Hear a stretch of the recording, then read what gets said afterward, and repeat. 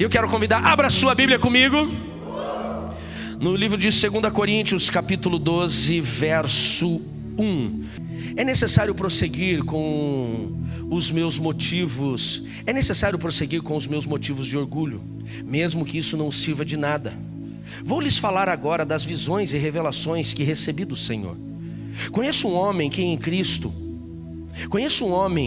em Cristo que há 14 anos foi arrebatado ao terceiro céu. Foi no corpo ou fora do corpo, não sei, só Deus o sabe. Sim, somente Deus sabe se foi no corpo ou fora do corpo, mas eu sei que tal homem foi arrebatado ao paraíso e ouviu coisas tão maravilhosas que não podem ser expressas em palavras, coisas que a nenhum homem é permitido relatar. Da experiência desse homem eu não teria razão de me orgulhar, mas não o farei na verdade. Minhas fraquezas são minha única razão de orgulho. Se quisesse me orgulhar, não seria insensato de fazê-lo, pois estaria dizendo a verdade. Mas não o farei, pois não quero que ninguém me dê crédito além do que pode ver minha vida ou ouvir da minha mensagem. Ver minha vida ou ouvir da minha mensagem. Ainda que eu tenha recebido revelações tão maravilhosas, portanto, para evitar que eu me tornasse arrogante, foi-me dado um espinho na carne, um mensageiro de Satanás para me atormentar e impedir de qualquer arrogância. Em 3 ocasiões eu supliquei ao Senhor que removesse esse espinho, mas Ele disse: a minha graça é tudo o que você precisa. Meu poder opera melhor na sua fraqueza. Portanto, agora eu fico feliz de me orgulhar das minhas fraquezas, para que o poder de Deus opere por meu intermédio. Por isso aceito com prazer fraquezas, insultos, privações, perseguições, aflições que sofro por Cristo, pois quando sou fraco, é aí que eu sou forte. Eu fico tão impactado quando eu leio os escritos de Paulo, e eu acho que vocês notaram que esse ano 2025 eu tenho pregado muito sobre Paulo. Tenho falado muito sobre Atos dos Apóstolos. Esse ano, como Deus me levou, Rafael, a estudar sobre a personalidade de Paulo e de tudo que Paulo viveu. Eu creio que quando enxergo, a vida de Paulo, quando leio, eu às vezes me identifico um pouco com ele, não em toda a sua graça e autoridade, mas talvez nas suas agitações, nos seus nervosismos, na sua impaciência. Eu não consigo me ver talvez assim com tanta autoridade, ou não consigo me ver com tanta autoridade espiritual e tanta sabedoria que Paulo tinha.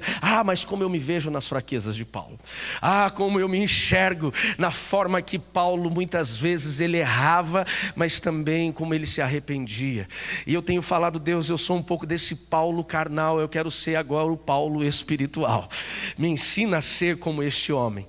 E quando eu começo a ler as cartas de Paulo, foram 13 cartas, mais o livro de Atos, que metade dele vai contar da história de Paulo. Então nós vamos ver metade do Novo Testamento foi escrito por Paulo.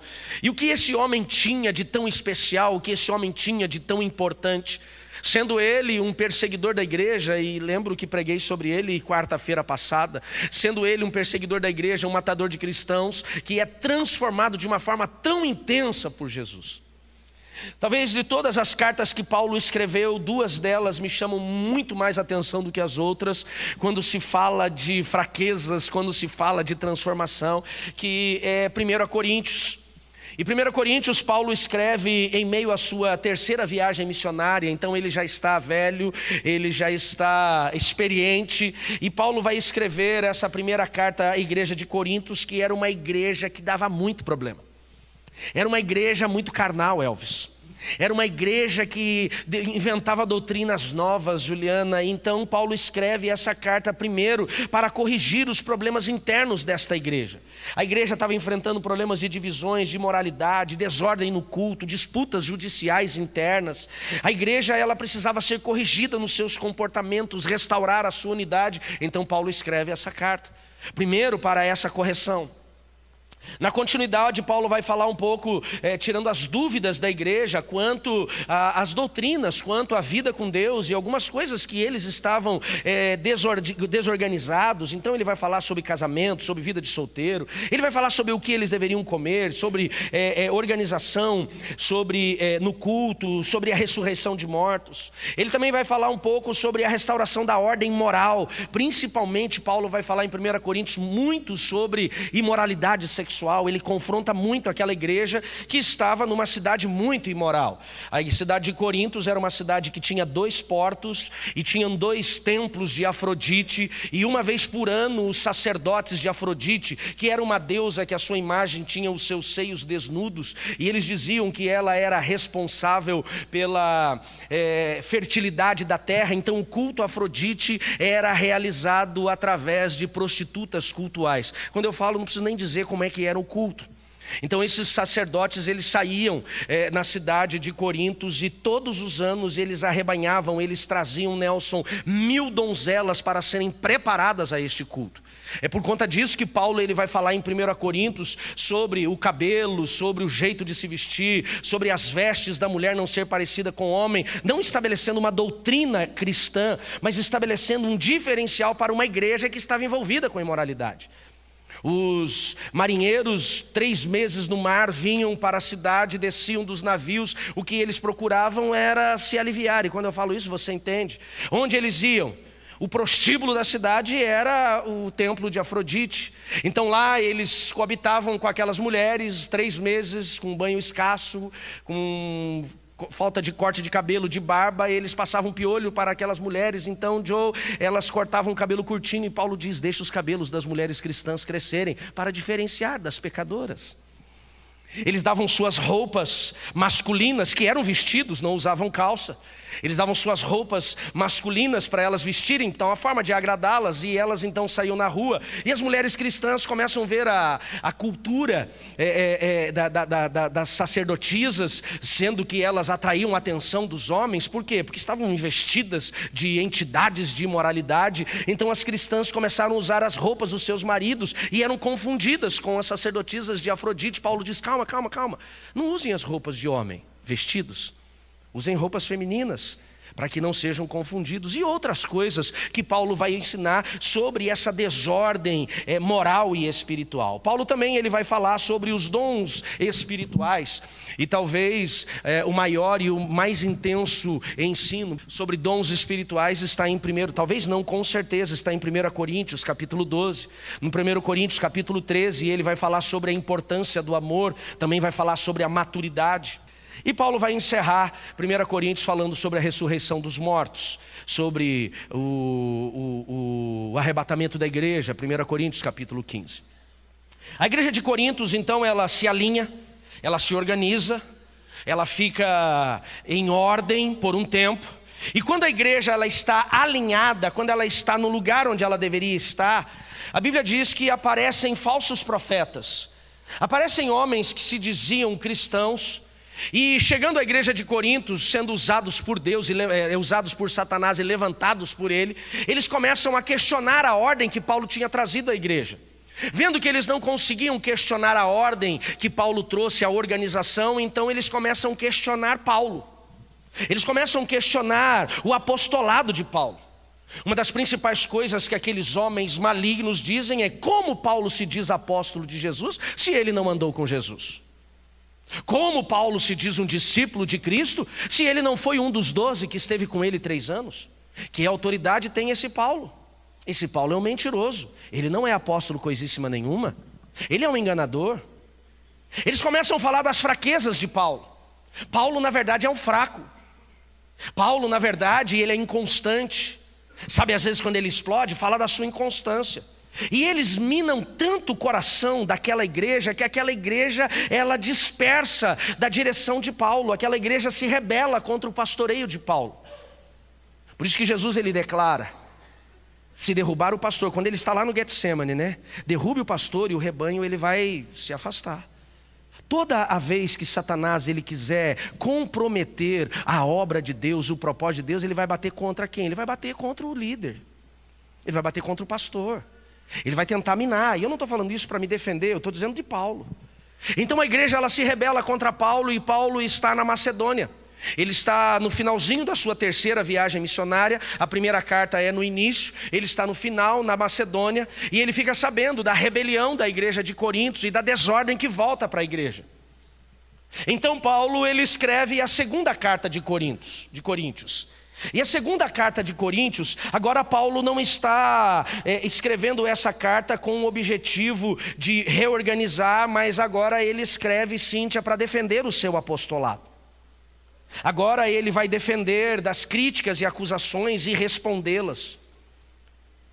Falam que ele abandonou a igreja por conta das viagens missionárias, e a igreja então ela estando afastada, Paulo também vai falar da reconciliação que ele quis ter com a igreja, 2 Coríntios capítulo 2. Ele também tem um objetivo na segunda carta de consolar e fortalecer os irmãos. Depois ele encerra a carta instruindo eles sobre a importância da generosidade, e ele finaliza em 2 Coríntios 11:13 sobre adverte eles contra os falsos profetas. Resumindo e nós entendendo as duas cartas de Paulo a Coríntios, eu quero focar no texto que nós lemos do capítulo 12, verso 1. Que é exatamente o momento, Ricardo, que Paulo ele vai defender o seu apostolado. É o momento que ele vai falar daquilo que ele estava sendo acusado e criticado injustamente.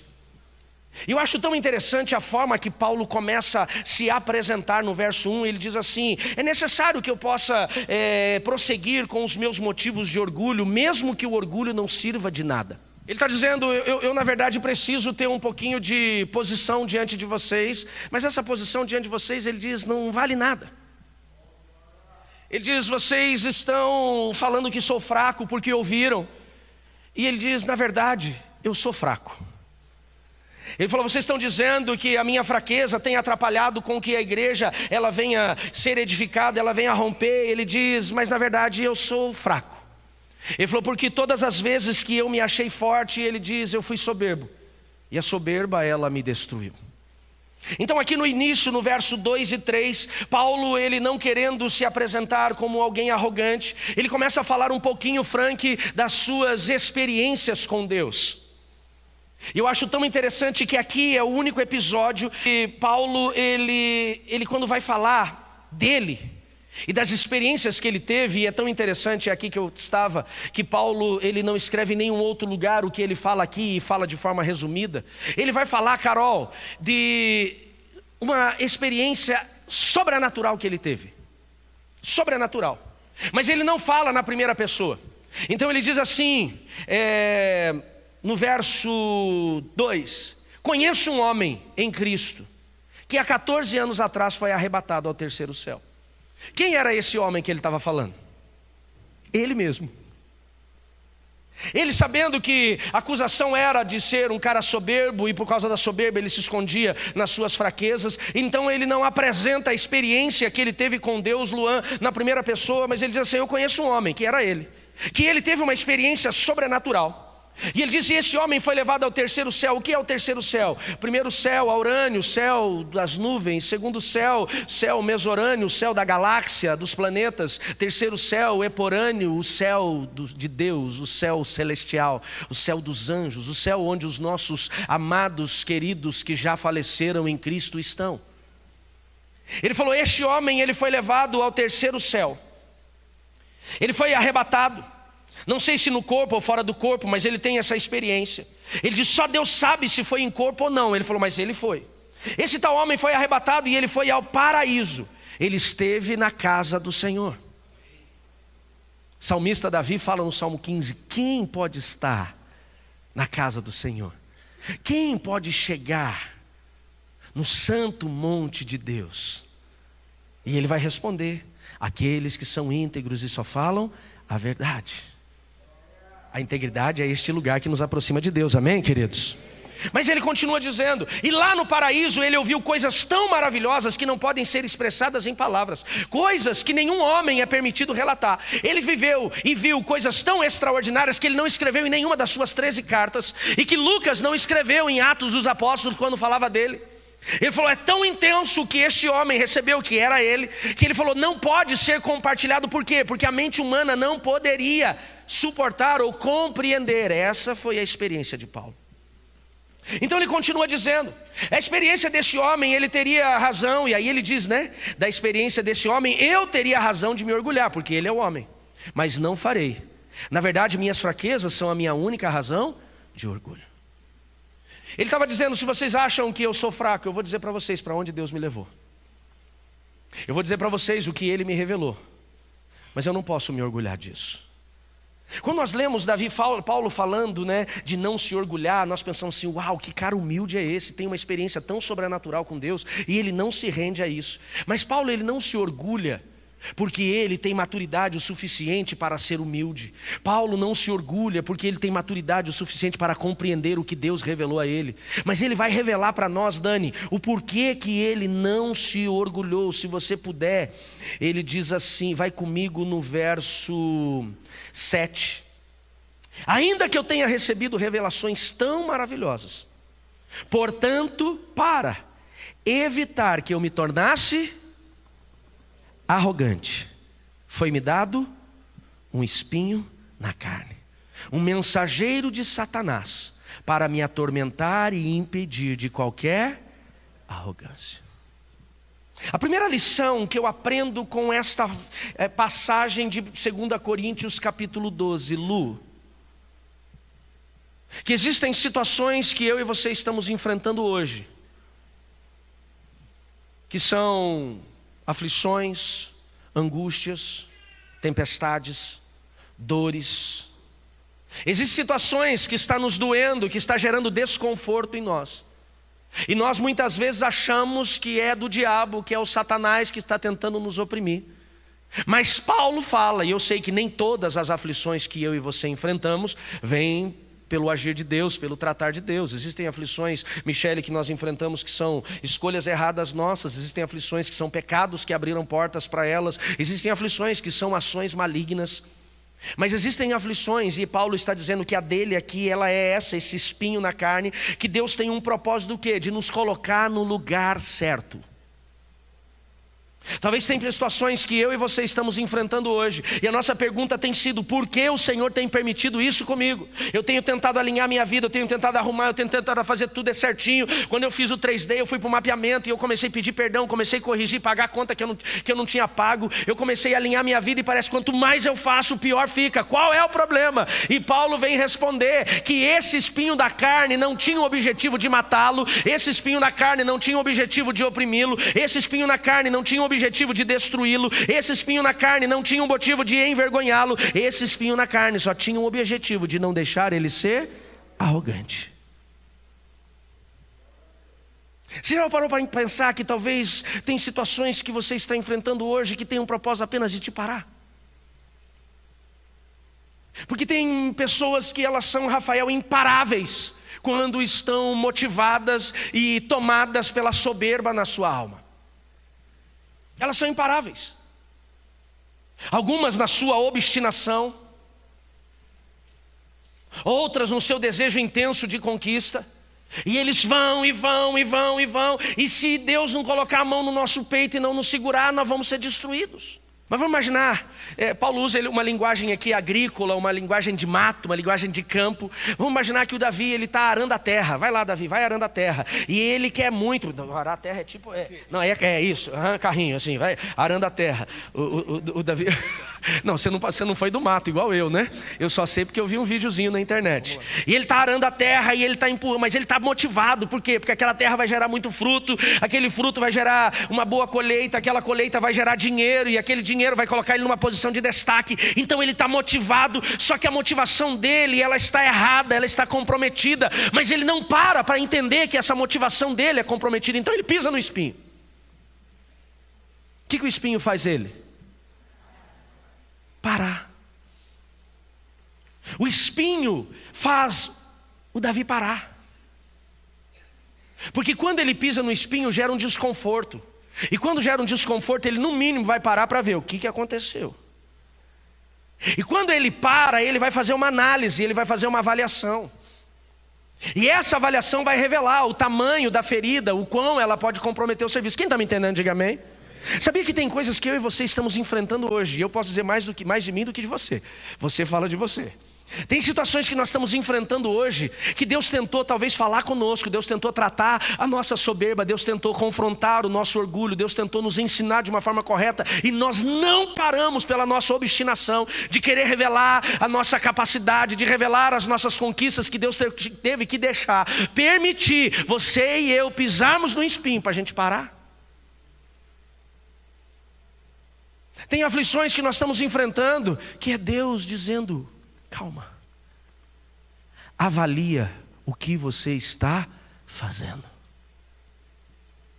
Hoje Deus está falando para pessoas aqui: André, avalie o que você está fazendo no seu casamento, avalie o que você está fazendo no seu ministério, avalie o que você está fazendo com os seus filhos, avalie o que você está fazendo na sua vida financeira, avalie o que você está fazendo com a tua saúde, porque se nós não pisarmos no espinho, Erickson, nós não paramos. Pastor, quando o espinho chega, pastor, como que eu posso descobrir qual área é? Normalmente o espinho está revelando o teu orgulho, a tua soberba, na área que você está desconfortável. Se a aflição chegou no seu casamento, é porque provavelmente, segundo o que nós lemos aqui em Paulo, pastor Anderson, a soberba é no casamento. Não, o inimigo está se levantando contra o meu casamento. Será que é o inimigo ou é a tua soberba e o teu orgulho? Se a aflição chegou na sua vida financeira, talvez o que você está usando é a sua soberba para conquistar coisas que lá na frente vão te destruir. Quem está entendendo? Diga amém. Se é no relacionamento com os seus filhos, a aflição bateu dentro de casa, porque talvez a tua atenção ela está comprometida dentro de casa. E se nós chegarmos neste lugar de aflição, do espinho da carne, ao nível de nós termos que parar, é porque Deus já tentou nos alertar isso de muito tempo e não entendemos. Não entendemos. Paulo diz assim: ei, foi-me dado um espinho na carne, um mensageiro de Satanás. Ele diz: eu pedi para Deus 3 vezes me livrar, e Deus disse não. Por que tem situações que nós oramos e Deus responde e Ele nos livra, e tem situações que nós oramos e Ele não responde? Aquela que Ele não responde, não é porque Ele não está ouvindo, é porque Ele está nos tratando. Qual foi a resposta que Deus deu para Paulo quando ele insistiu na 3ª vez? Ele diz: a minha graça te basta. A minha graça te basta. Ele falou: aguenta firme, você vai ficar com ela. Pastor, o que seria este espinho? Eu separei aqui alguns estudos teológicos que falam desse espinho, dessa provação. Lembrando que o espinho ele tem um objetivo de revelar muitas vezes se somos maduros ou imaturos.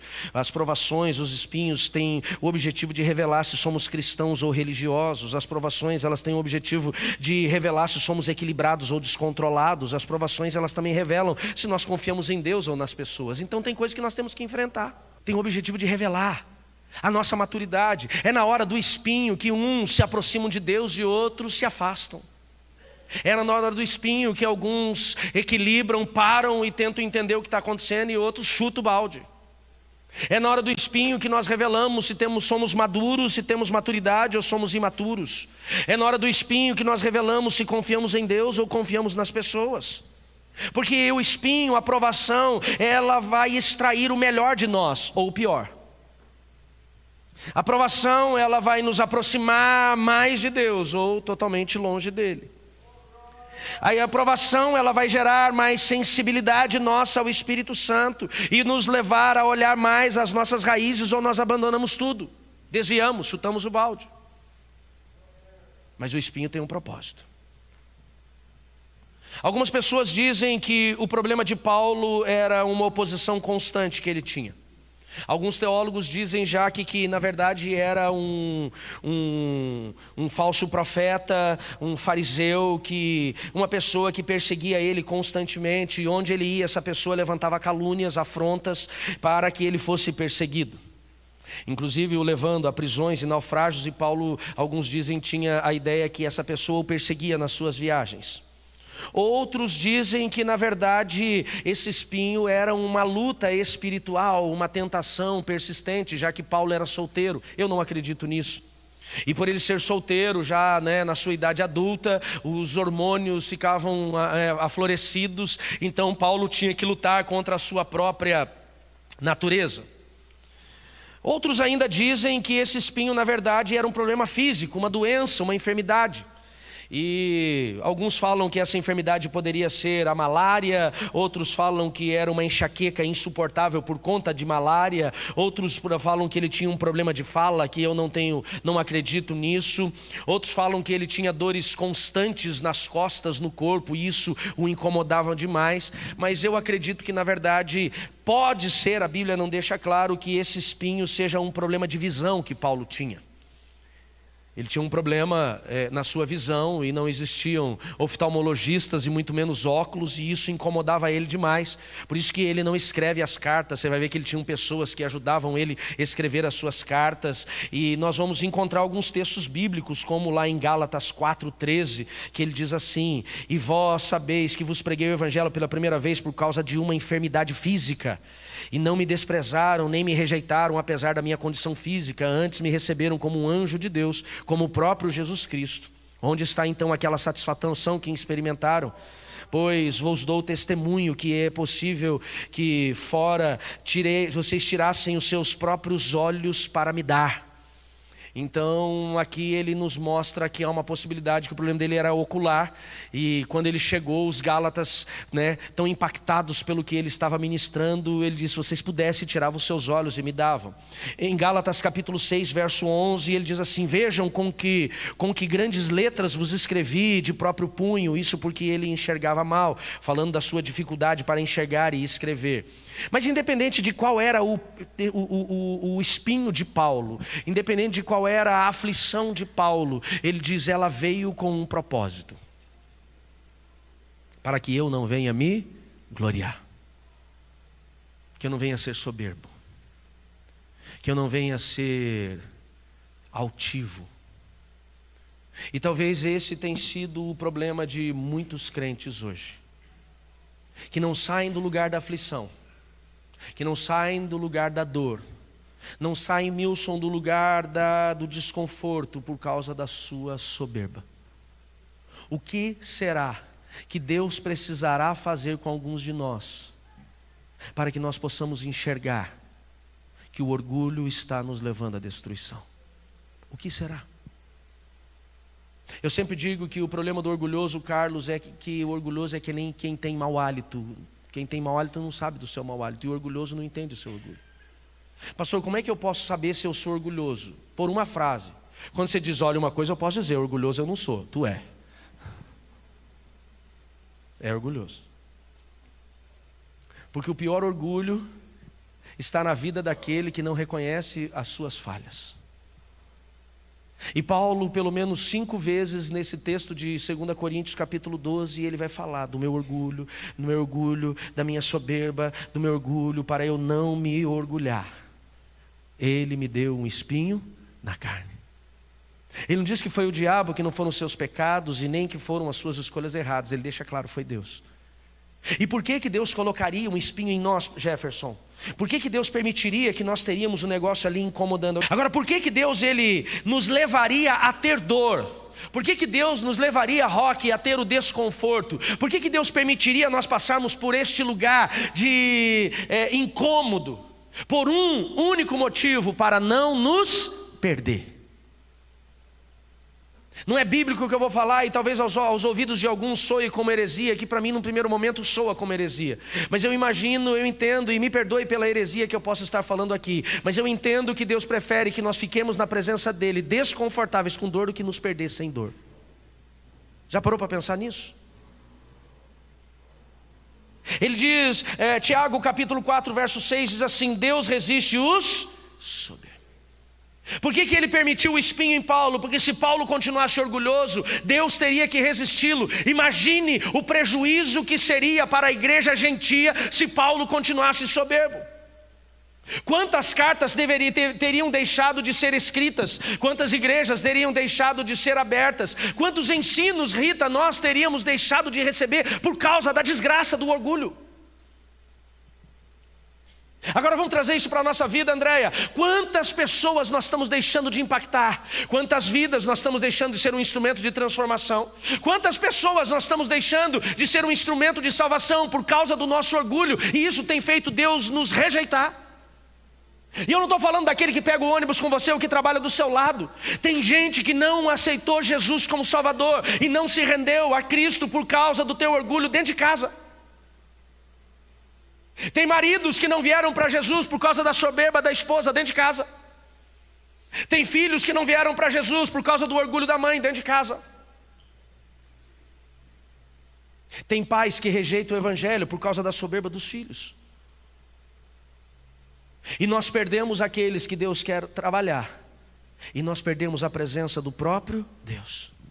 1 Pedro capítulo 5, verso 5 diz assim: porque Deus resiste os soberbos. De novo, igualzinho Paulo declara.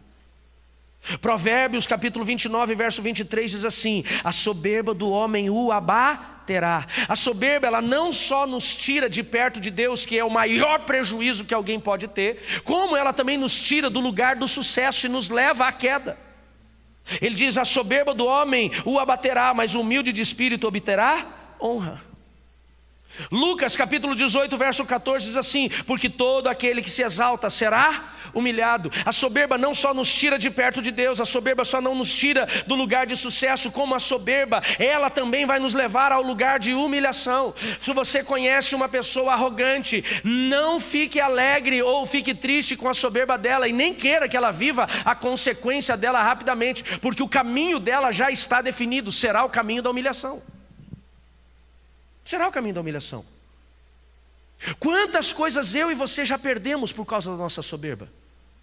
Quantas deixamos de ganhar? Quantos tivemos que passar por situações de humilhação por causa da nossa soberba? Isaías 2:11 diz assim: os olhos altivos dos homens serão abatidos, e a altivez dos homens será humilhada. Só o Senhor será exaltado naquele dia. Às vezes você fala assim: mas eu não estou entendendo por que eu estou sendo humilhado desse jeito. E tem gente que bate no peito e fala: eu não preciso disso. Se nós estamos enfrentando hoje situações de humilhação, é porque, infelizmente, já podemos estar colhendo o fruto da soberba. Quanto ainda precisaremos sofrer? Quanto ainda precisamos ser abatidos? Quanto ainda precisamos ser humilhados para cair a nossa ficha? Quanto? Se Deus não poupou Paulo, Vanessa, nós estamos falando de Paulo. Se avaliar Paulo e os 11 apóstolos que sobraram, eu vou dizer para vocês com muito amor e carinho e respeito à memória dos 11, nenhum deles chegou perto do que Paulo fez para a igreja. E ele diz: o Senhor me deu um espinho na carne, para que eu não me gloriasse. Desçamos do pedestal urgentemente. Talvez tem pessoas que têm falado assim: eu não sinto mais a presença de Deus nessa igreja. Está na hora de eu mudar de igreja. O teu problema não é a igreja, o problema é o orgulho. Ah, porque eu vou no culto, eu não sinto mais aquele fluir que eu sentia antes. O problema não é o culto, o problema não é o ministro de louvor, o problema é o nosso orgulho. Eu não estou apontando o dedo para você. Eu só estou falando aquilo que a palavra nos ministra. O imaturo, ele foge. O maduro, ele se submete. Eu tenho uma turma da escola de maturidade às sextas-feiras. E pensa numa escola que, uau! Para mim está sendo prazeroso ministrar ela, porque ao ministrar eu aprendo mais. E a primeira aula, na segunda aula, agora sexta-feira passada, a aula foi exatamente sobre qual é o ápice da maturidade. Sabe qual é o ápice da maturidade, Vinícius? Amar a correção do pai. O ápice da maturidade é amar a correção de um pai. O imaturo, quando o pai pega a vara, ele sai correndo. Ele ranha, ele enfrenta, ele se esconde, Mas o maduro, quando entende que a correção é necessária porque ele errou, sabe o que ele faz? Ele vira e fala: pode corrigir. Quem está entendendo, diga amém. Quantos de nós tivemos essa maturidade quando criança? Não tínhamos, porque éramos crianças. É para esse lugar que Deus está nos chamando. Pastor, eu queria hoje uma palavra, pastor, onde assim, falasse de triunfo, de vitória. Não tem triunfo onde tem soberba. Não tem vitória onde tem soberba. E Deus está nos levando a este lugar onde? Este lugar onde nós possamos entender, reconhecer o nosso orgulho, como Paulo reconheceu. Clamando a Deus, Pedro, ele diz: me tira esse espinho. 3 vezes o Senhor disse não. E a resposta de Deus foi: a minha graça te basta. Aguenta firme. Pastor, como que nós podemos sair desse lugar de desconforto? Se você puder, abra a tua Bíblia comigo em Salmo 51, verso 17.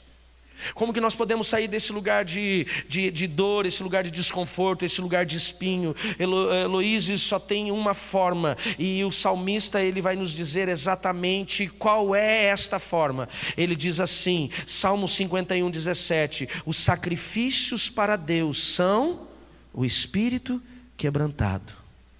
E ele continua dizendo: um coração quebrantado e contrito, Deus não o desprezará. Sabe o que é maravilhoso? Que ele diz assim, Márcio: o arrogante e o soberbo ele despreza, mas o quebrantado ele não consegue. Ele não consegue. Por quê? Porque o quebrantado ele atrai a atenção do Pai. Talvez o que nós precisamos é descer do nosso pedestal, e nós precisamos chegar neste lugar de um espírito quebrantado, de um coração contrito, para não sermos desprezados. Pastor, como é que eu chego neste lugar quando eu coloco a minha cara no pó? Não é chorar pelo pecado, é mudar referente àquilo que tem me afastado de Deus.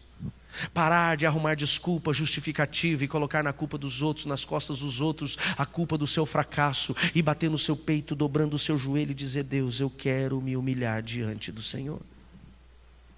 Salmo 34, 18, ele diz assim: pois está perto o Senhor daqueles que têm um coração quebrantado, e é Ele quem salva os contritos de espírito. O Senhor está perto. Se você tem se sentido sozinho, se você tem sentido Deus longe, se você não tem sentido ouvido as respostas do Senhor, é porque talvez estamos altivos demais. Vamos para o lugar do quebrantamento. Isaías 57, 15 diz assim: porque assim diz o alto e sublime, que habita na eternidade, cujo nome é santo, habito em um alto e santo lugar, mas também habito com o contrito de coração e abatido de espírito, para vivificar o espírito dos abatidos e para dar vida ao coração dos contritos. Onde Deus habita? No coração do quebrantado. Ele habita nesse lugar, daquele que se humilha diante da mão do Senhor. Ele foge, ele se afasta, ele rejeita o soberbo. Mas a Bíblia não diz só que ele se aproxima, a Bíblia diz que ele habita para trazer vida a quem está contrito. Leva-nos a este lugar, Senhor. Pastor, o que é uma pessoa quebrantada? Uma pessoa quebrantada é uma pessoa que não está quebrantado fisicamente destruído, mas está espiritualmente rendido, humilde, consciente da sua dependência. Pastor, quais são as características de uma pessoa quebrantada? Ela tem humildade profunda diante do Senhor. Quando ela chega diante de Deus, ela reconhece a sua fragilidade. É Paulo dizendo: eu só tenho uma coisa para me orgulhar, das minhas fraquezas. Ele diz: quando eu estou forte é que eu estou fraco. Mas quando eu estou fraco, aí eu já vi dizendo que Paulo falava isso porque quando ele pecava ele ficava forte. Não é sobre pecado, é sobre humilhação. Ele diz: quando eu estou desfalecendo, é nesse lugar de humilhação que eu sou forte, porque agora Deus habita em mim. O que é uma pessoa quebrantada? É uma pessoa que tem arrependimento sincero. Não é uma pessoa que chora com choro de remorso, mas é uma pessoa que ela quebranta com arrependimento sincero, com desejo de mudança. Quem está entendendo, diga amém. Quem é uma pessoa quebrantada, Sérgio? É uma pessoa que tem o seu coração sensível à voz de Deus. Porque quando estamos longe de Deus nós não ouvimos, mas quando quebrantamos passamos a ter sensibilidade, e agora a voz dele começa a fazer sentido. Quando somos sinceros, quando somos dependentes total do Senhor, reconhecendo que sua força vem de Deus e não de si mesmo. Quando nós começamos a nos achar, porque eu fiz, porque eu conquistei, porque olha o que eu fiz, olha quantas almas eu ganhei, nós começamos a trilhar o caminho da destruição. Quando nós somos quebrantados, quando nos rendemos, temos rendição e entrega verdadeira. Quando nós entregamos nossos planos, nossas vontades, os nossos desejos totalmente ao Senhor.